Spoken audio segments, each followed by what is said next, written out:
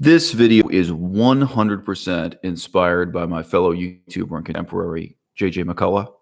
It has become known on the internet that he and I talk every so often. I wouldn't call him a close personal friend. We're on a first name basis, but we're not on a middle name basis. I don't know his middle name, nor does he know mine. But yeah, he and I have talked from time to time. And I think it is completely inevitable that he is somewhat politically fascinated by me because I am simultaneously more left wing and more right wing than he is. And I think that fascination is mutual. In any case, JJ McCullough just made a video reflecting in a personal way on what was going on in his life in September 11th, 2001, how he first learned about the terrorist attacks, September 11th, 2001, what it meant in his own life and, to some extent for planet Earth from that perspective. Now, I am significantly older than JJ McCullough. Only? Okay, all right. I often don't feel that I'm any older than him. But, I'm now 42 years old. And my memory of September 11th, it's different for many reasons. This is something I think nobody in my audience appreciates. But when September 11th, 2001 happened, I was in a uniquely privileged position of having just finished about 2 years of study of the politics of the Muslim world, of the politics of the Middle East, broadly speaking. Now, that does not make me an expert by any stretch of the imagination.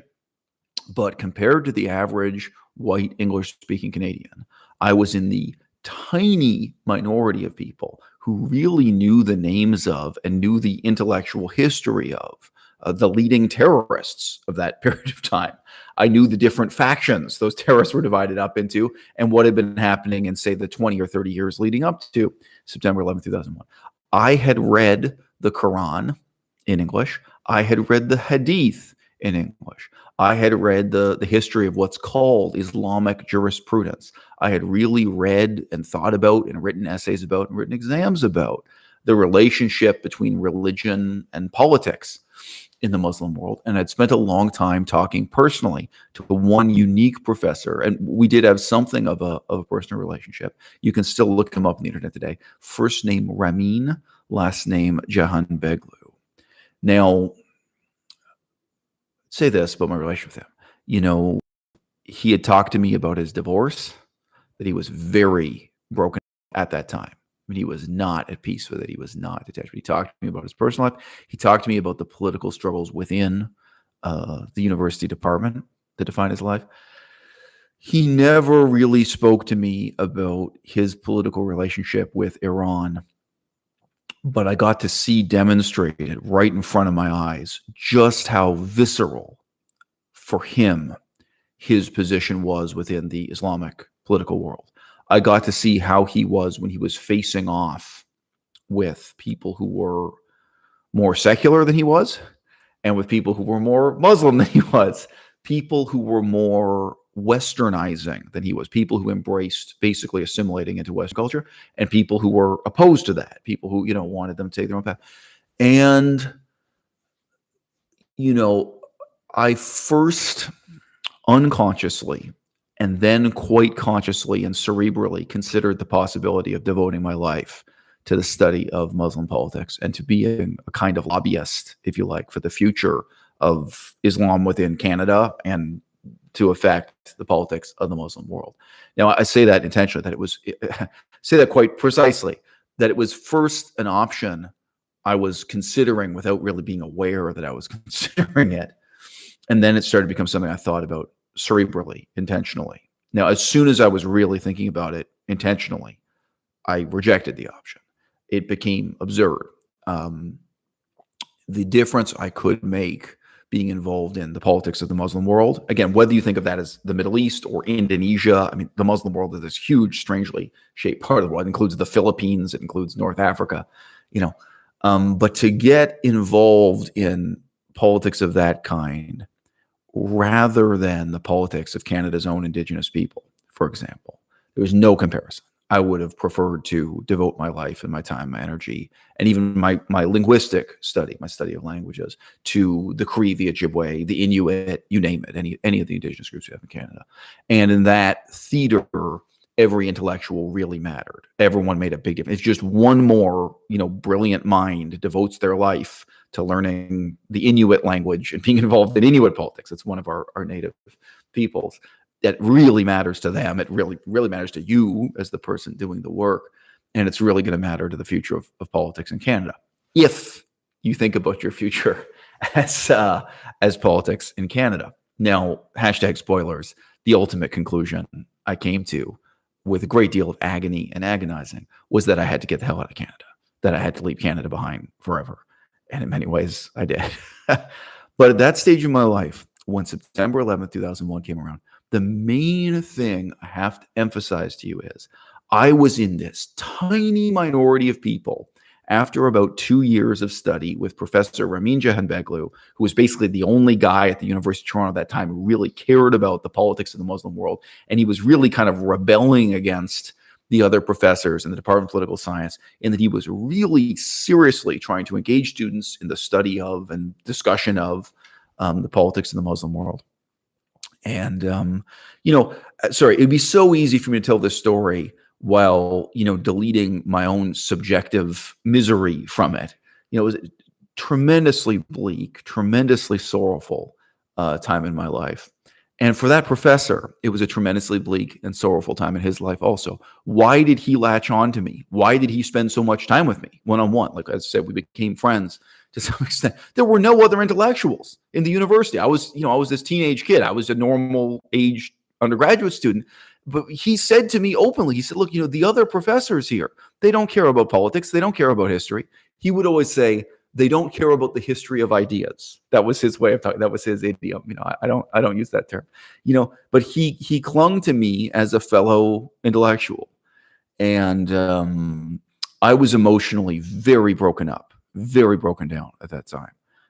It was a tremendously dark period of my life.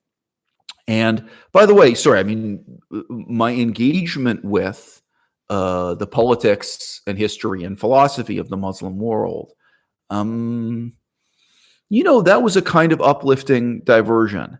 And I could see right away how many white men, if they had a weaker ego than I did, could get dragged into it. As soon as I started showing up at, these are kind of academic conferences on Muslim politics and Muslim philosophy, what was going on in the Muslim world. And this is before September 11th, but not long before, like a couple months before September 11th, 2001. There were almost no white people there. Like,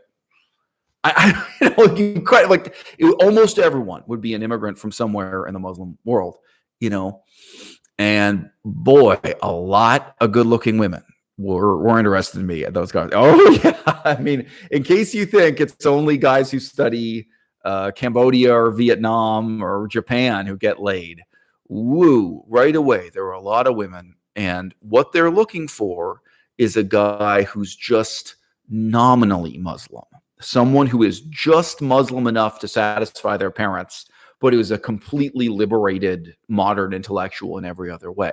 Now, obviously, I'm not saying this is the majority of Muslim women on planet Earth. I'm saying if you are on a university campus, if you are in this kind of intellectual setting, there are a lot of gorgeous women from the Muslim world, including Iran, you name it. I mean, it's all shapes and sizes.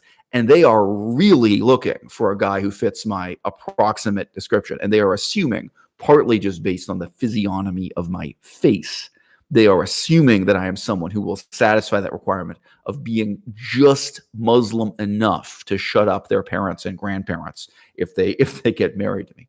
So yeah, and also I could see a lot of people would get hooked into it and dragged into it because of the sense of danger, because of the stakes. So there was one of these events I went to. I'm certain I went because this one professor invited me. He wanted me to be there. And I could see, again, how emotionally difficult this event was for him. I won't kind of tell his story, what went on. But it was a pretty typical format in that there was this lecture in a theater. And then we broke off into a room for discussion. And I was among the elite people who got to just hobnob with people face to face. And there were people there. Again, I don't know if there was one white person there. But there were people there from across the Muslim world. Like one of the guys I talked to was from North Africa. So you're talking to African Muslims as well as Muslims from Iran or what have you, you know. And, you know, if you've been trapped in the intellectual sub-basement of Canadian politics, where nobody is a real intellectual and nobody is committed to any kind of outcomes and nobody has any sense of self-sacrifice, nobody has any revolutionary ardor about anything. You're used to the sub-basement of, you know, Canadian political mediocrity, you know. And then you step into this political theater where all of a sudden there are really high stakes. It's really life and death. People are really killing one another, and people are really raising money for all kinds of different causes. And there were people attached to the CIA, and there were people attached to things scarier than the CIA all over the world. And they're right there, my dude. This is before September 11th, 2001. After September 11th, I don't know if some of this stuff became more covert or less, but like, there are people, whether or not they can really make a difference, they are debating the future of Syria and the future of Iran and the future of any number of places in Africa. And they are debating what they personally are going to do about it and how they're going to raise money from donors. There are real stakes. And even just the fact that you could publish a book stating your opinion and people would try to kill you.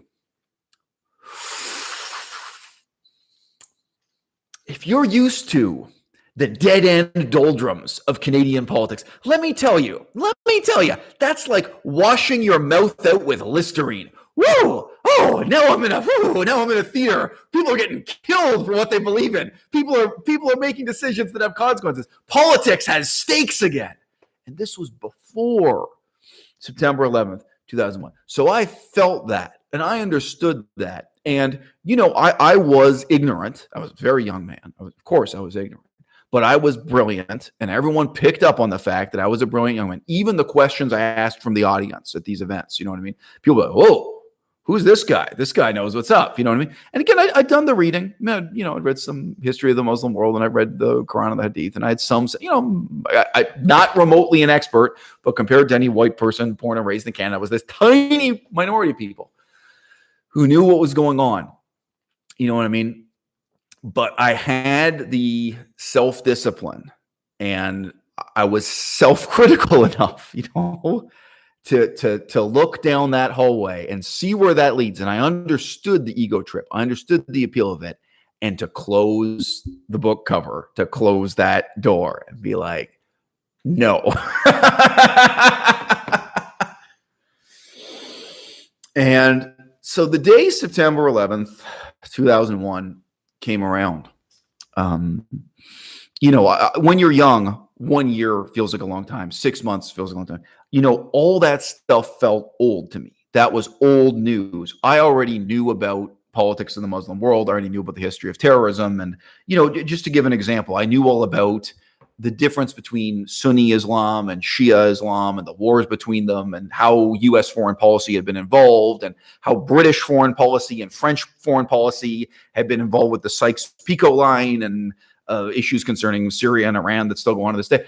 Like in this big picture way, you know, I knew what was up, but it felt old. To me, none of that was new, and it was something I had already decided against for my own future. I was not going to learn Arabic. I was not going to go into politics of that kind. That was a decision I had already made. But I knew the madness and the danger and the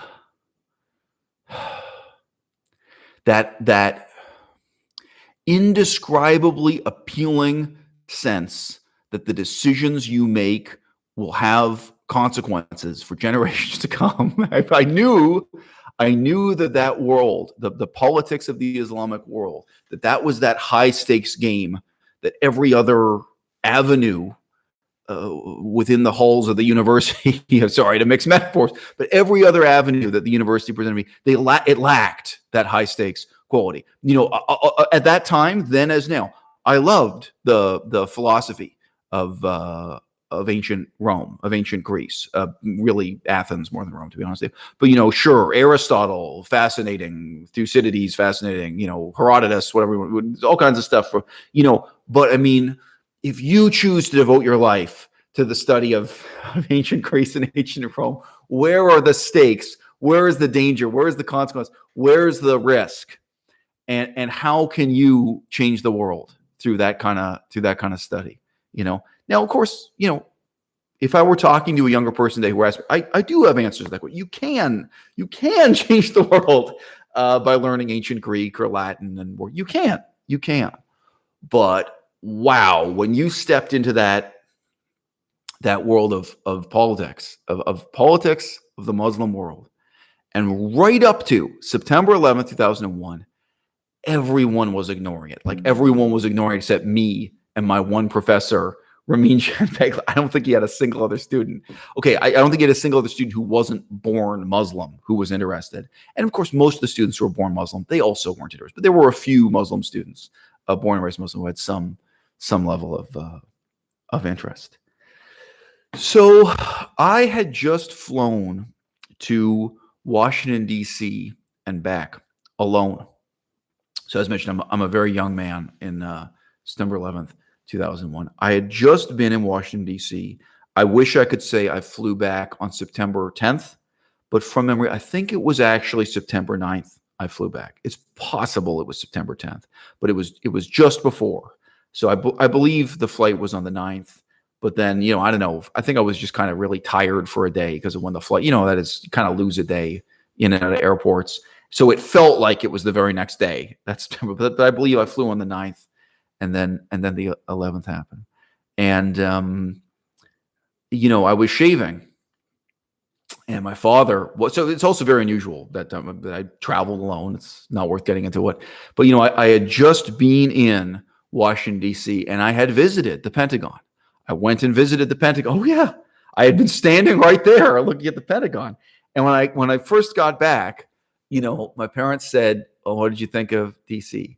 And I said, the only building in that entire city that has architecture with any sense of good taste to distinguish it is the Pentagon. I said, that is a town full of unspeakably awful, tasteless architecture, and the only exception, the only building I can praise is the Pentagon. That's a good looking building. You know?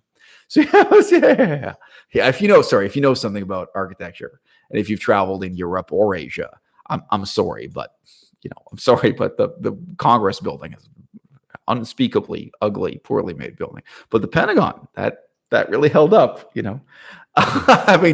So I'd just been there. I'd just seen Washington, D.C. in person. I'd just seen the Pentagon in person. It felt to me like I'd just woken up from the airplane, but actually, I don't know, 12 hours or 14 hours or 24 hours, some number of hours had passed since I'd gotten off the airplane.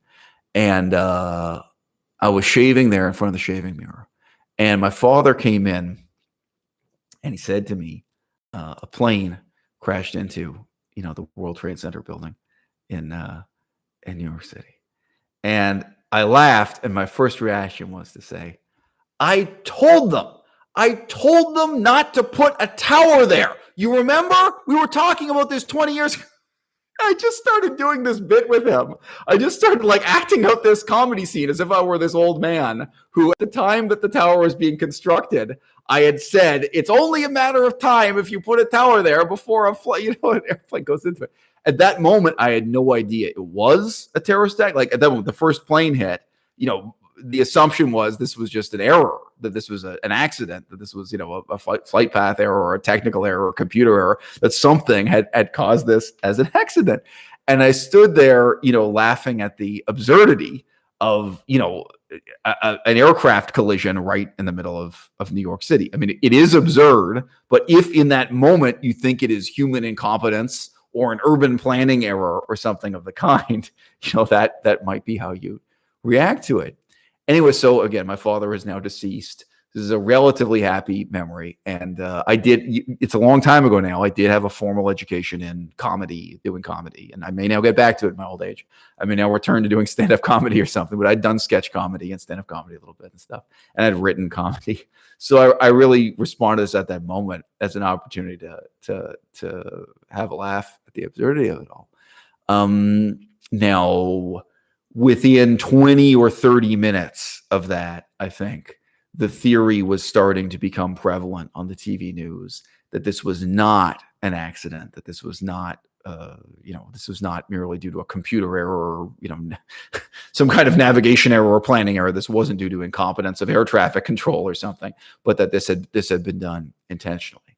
And then, so again, anyone can look up now how many minutes passed between one airplane striking one building and another striking another, striking the second building. But I walked from my home to the university campus. I kind of had a series of errands to do. And my parents had asked me to buy them something, as I recall. Something very particular you had to get from a health food store. Like it might have been psyllium husk, some one of these funny food additives or what have you.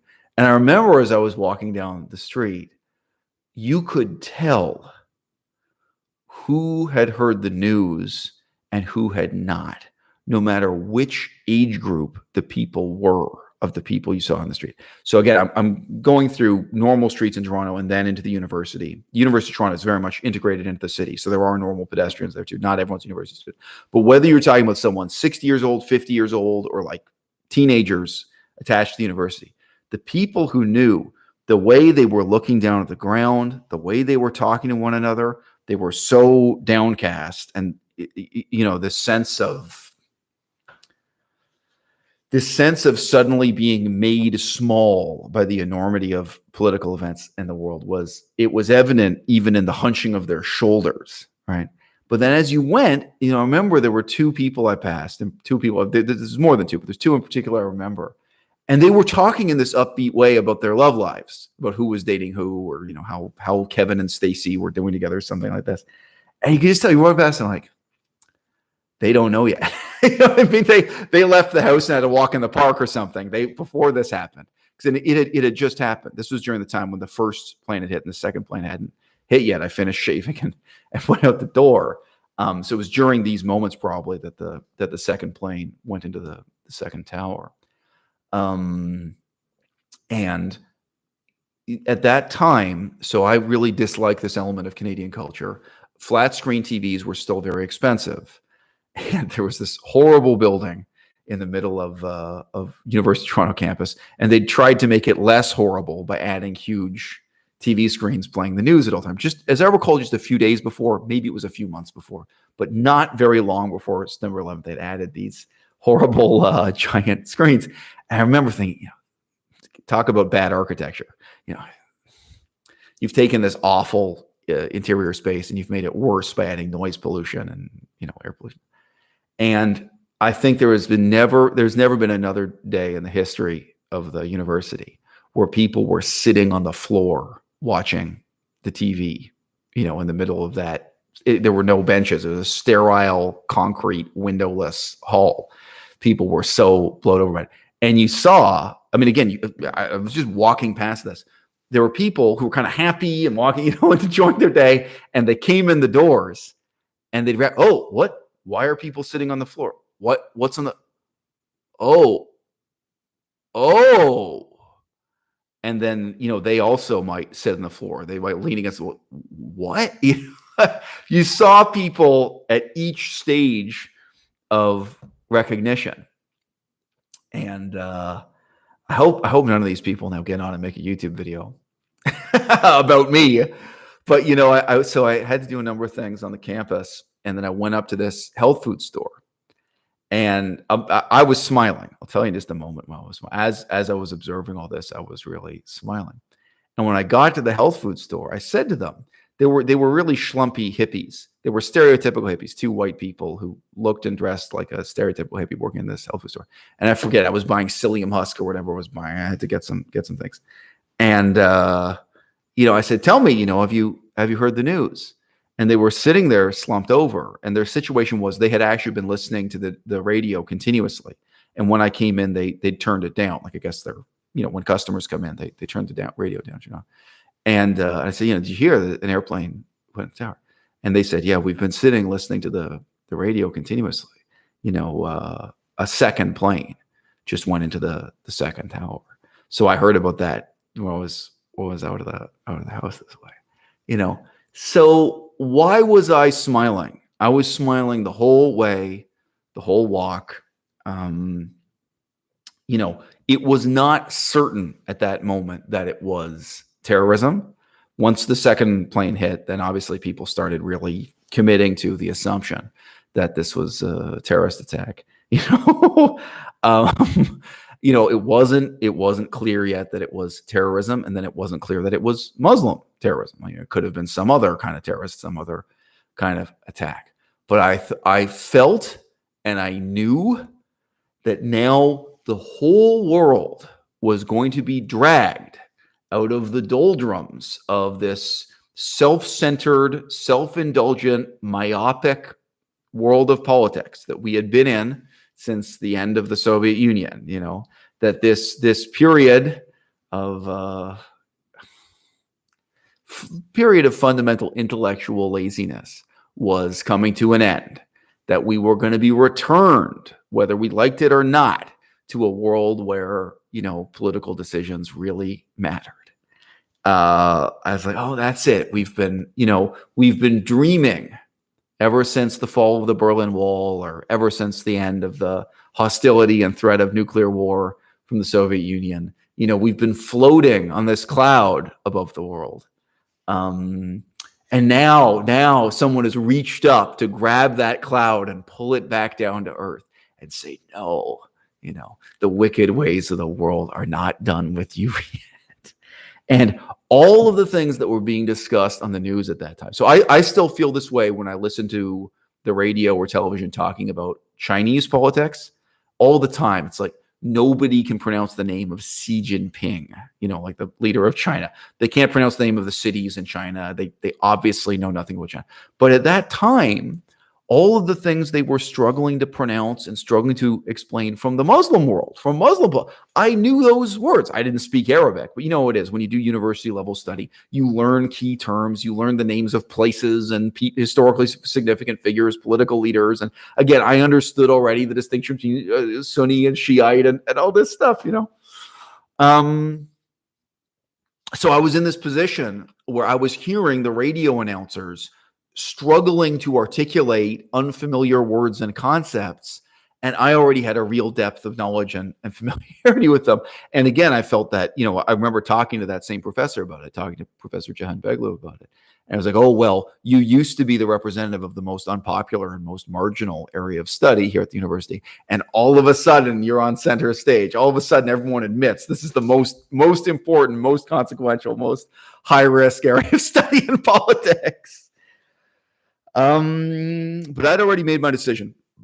And the biggest difference between the man I am today and the man I was back then is, of course, if I had had the attitudes and knowledge that I have today back in 2001, I would have joined the Army. Period. No hesitation. None. The only question would have been, which army did I want to join? Would I join the American Army? Would I join the French Army, like the French Foreign Legion? I would have just sat down and be like, well, what am I signing up for? 100%. Today, the man I am today, and maybe even the man I was 10 years ago, would have been 100% down for that action. And who I was in September 11th, 2001, who I was at the time, it did not occur to me to join the Army. It's not that I was tempted and decided against it. Absolutely did not enter my mind that this was a war I could fight. It didn't occur to me I could join the American Army. Like, I didn't even know that was possible for a Canadian citizen. I didn't know it was possible for me to join the French Army. Nobody had ever talked to me about that. And, the Canadian Army, it is what it is. And if you want action, you got to join one of the armies that's really going to go into hard fighting, whether that's in, Afghanistan or otherwise. And at that moment, that day, we didn't know where the war was going to be. Well, is it, some people were already saying it's going to be Afghanistan because that was one of the places associated with Osama bin Laden, but it's not as if the hijackers were actually from Afghanistan. It wasn't as if America had been invaded by Afghanistan. Like, who exactly America would go to war against and who would be their allies. It was on that day. That was all a matter of sheer speculation.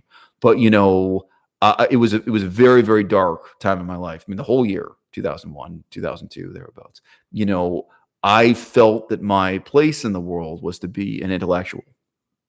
I felt that, my place in the world was to offer a certain kind of commentary, was to be a certain kind of creative artist, maybe to some extent to be a kind of historian, kind of, political and economic analyst. It absolutely did not occur to me that being an intellectual was compatible with going through the training to enter the U.S. Marine Corps. Absolutely did not. It did not occur to me that being an intellectual was compatible with joining the French Foreign Legion or what have you. I figured that out too late.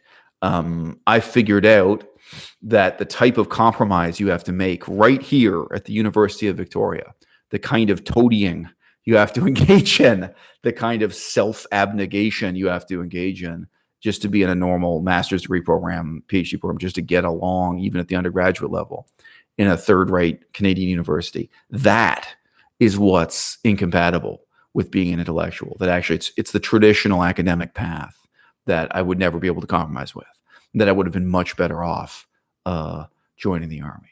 So for me, September 11th, 2001 marked this very interesting turning point in my life, because I was coming to the point of deciding, not in terms of earning money, but in terms of what was really going to be the meaning of my life. What was I going to do as an intellectual, and what kind of politics was I going to trade in?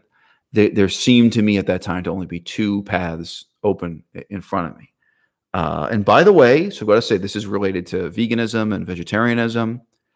The other path I had been on was ecology, and that included directly lobbying City Hall on ecology, real ecology, not complaining to people about recycling plastic containers. You know what I mean?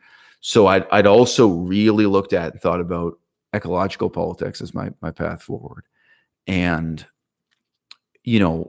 having concluded that no, in Canada, that was a path to nowhere, the two paths that remained open to me were either I was going to commit to Buddhist politics, and specifically the Buddhist politics of disaster areas like Cambodia.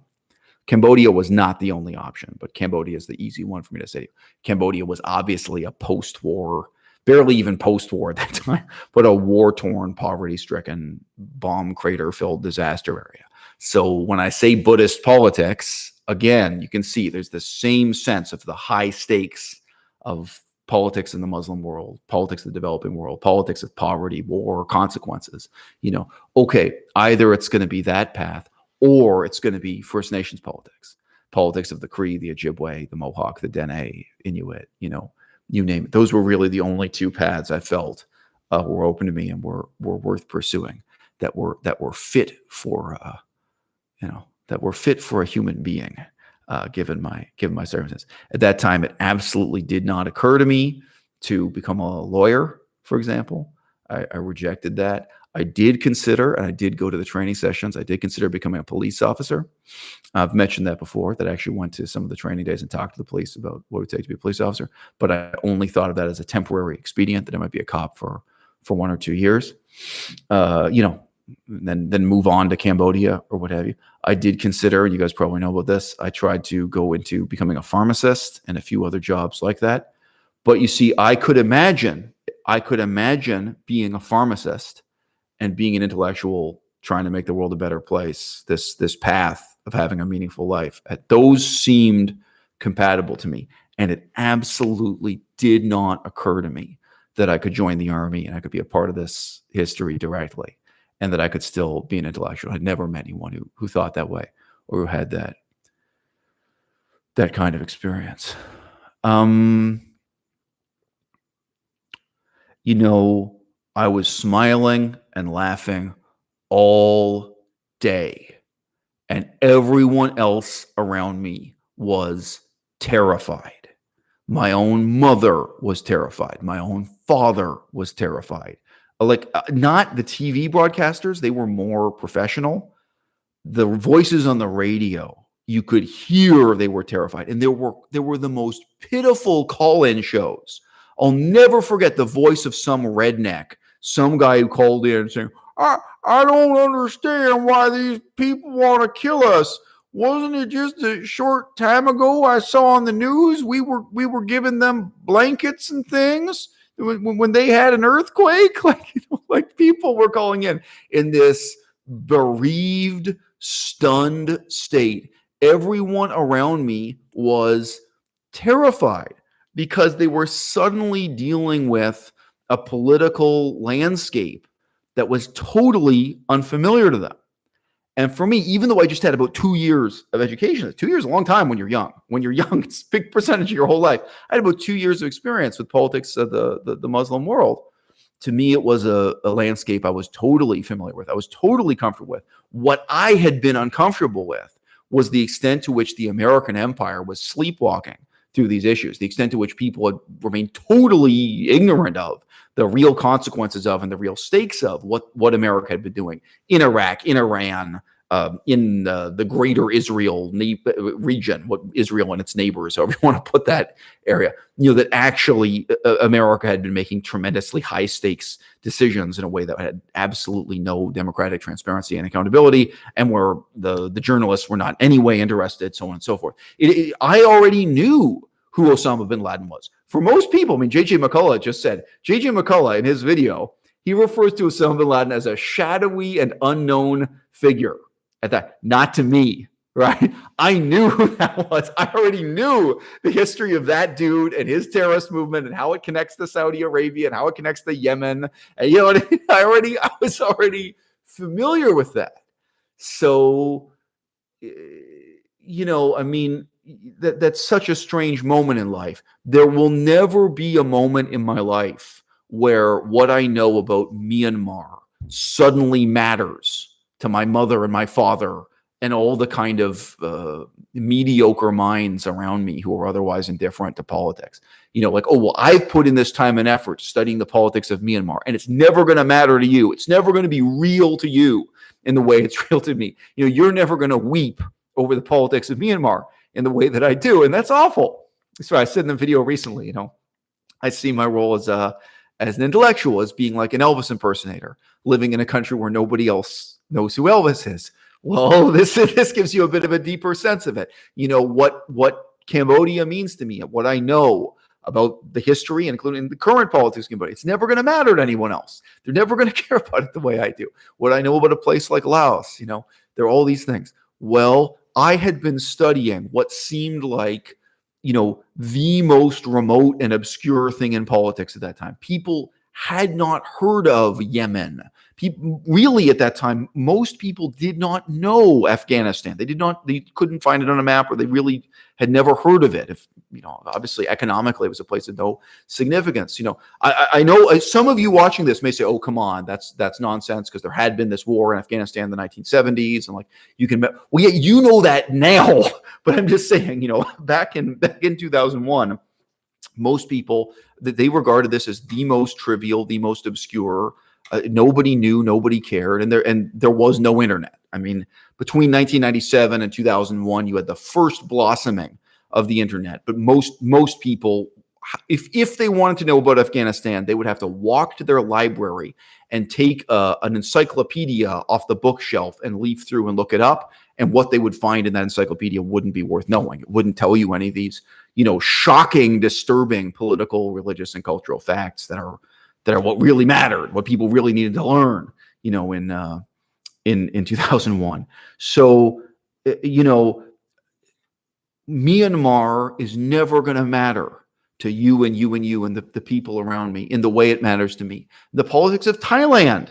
You guys, if you've been with my channel for a long time, you've seen me really getting very emotionally moved about that, where I say, look, to all you people, This is just a place where you go on vacation. You talk about Thailand and you talk about swimming and weight loss, but I'm talking about a military dictatorship that destroyed democracy. Like, I'm talking about the politics that have unfolded over the last several years, and I really care. And I really care about the body count. I really care about the people who got shot dead in the street, and then the cop showed up with a fucking hose and hosed it down and got rid of the blood. The extent to which, the state itself is implicated and involved in murder, within town. That this, to me, this is real politics. This really matters. And it's never going to matter to you, not even if you've been on vacation in Thailand 5 times and you're making a YouTube video talking about how you're going back to Thailand for the 6th time and you're looking forward to swimming and riding your bicycle and losing weight. Like, there's nothing I can do to make the politics of Myanmar, the politics of Thailand, the politics of Cambodia matter to you the way they matter to me.